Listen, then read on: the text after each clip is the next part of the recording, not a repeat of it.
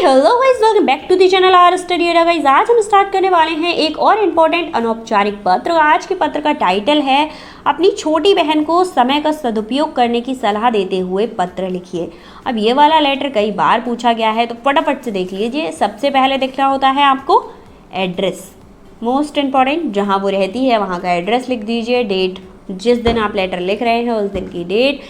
प्रिय कुसुमलता। अब आप अपनी सिस्टर का नेम लिखिएगा, इतना तो आप कर ही सकते हैं। मैं हर लेटर में बताती हूँ, अगर आप खुद से रिलेट कर रहे हैं तो चीज़ों को बीच में चेंज कर सकते हैं। अदरवाइज़ आप केवल एग्ज़ाम के लिए प्रिपेयर कर रहे हैं तो आप एज इट इज़ लिख सकते हैं। फिर भी आप अपने बहन और भाई का नाम तो ऐड कर ही सकते हैं जो पूछा गया है। अब ये वाली चीज़ अगर आप अपनी तरह से सलाह देना चाह रहे हैं, मतलब जो आप अपने भाई बहनों को सलाह देते हैं, तो वो लिख सकते हैं अगर आप लिख पाते हैं तो। अदरवाइज़ इसको एज इट इज़ लिख देना। कैसे लिखना है? शुभ आशीष, आशा करता हूँ कि तुम सकुशल होगी। छात्रावास में तुम्हारा मन लग रहा होगा, मतलब हॉस्टल में तुम्हारा मन लग रहा होगा और तुम्हारी दिनचर्या नियमित रूप से चल रही होगी। प्रिय कुसुम, तुम अत्यंत सौभाग्यशाली लड़की हो जो तुम्हें बाहर रहकर अपना जीवन संवारने का अवसर प्राप्त हुआ है, परंतु वहाँ छात्रावास में इस आज़ादी का तुम दुरुपयोग मत करना। और आजकल की लड़कियाँ वही कर रही हैं। ज़्यादातर लड़कियाँ हॉस्टल में जाकर सब कुछ उल्टा सीधा करने लगती हैं।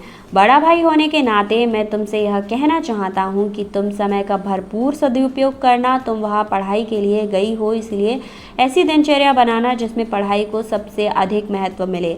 यह सुनहरा अवसर जीवन में फिर वापस नहीं आएगा, इसीलिए समय का एक एक पल अध्ययन में लगाना, मनोरंजन एवं व्यर्थ की बातों में ज़्यादा समय व्यतीत मत करना। अपनी रचनात्मक रुचियों का विस्तार करना, खेल कूद को, पढ़ाई को जितना हो सके उतना ध्यान देना।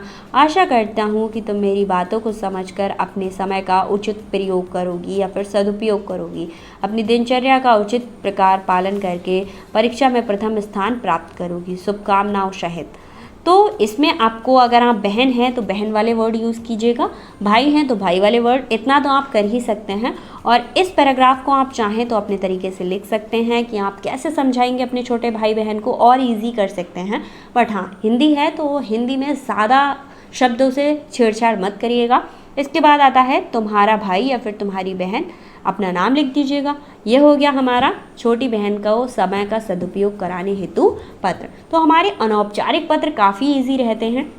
होपफुली आपको समझ आया होगा। अगर कोई भी प्रॉब्लम होती है, कुछ भी होता है, तो आप मुझे कमेंट करिएगा। एंड सारे लेटर यानी सारे औपचारिक और अनौपचारिक पत्र देखने के लिए डिस्क्रिप्शन में प्लेलिस्ट लिंक दिया है लेटर करके, उसे चेक कर लो, वहाँ पर आपको सारे लेटर मिल जाएंगे। Thank you so much. अगर आपके फ्रेंड्स को उसकी ज़रूरत है तो शेयर ज़रूर करना।